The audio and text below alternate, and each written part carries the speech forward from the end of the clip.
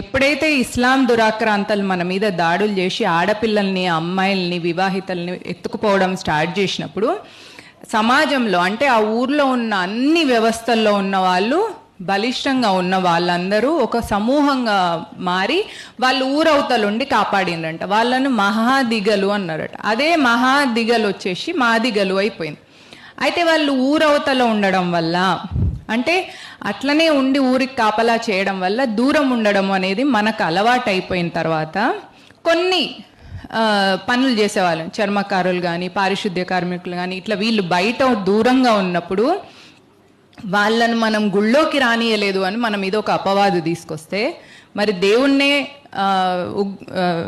తీసుకెళ్ళి విగ్రహాలను తీసుకెళ్ళి అక్కడ వీధులలో వాళ్ళ దగ్గరికి తీసుకెళ్ళినామా లేదా? దాన్ని ఏమంటాం మనం? ఉత్సవానికి తీసుకెళ్ళినాం. అంటే వాళ్ళు దేవుడి దగ్గర రాకపోతే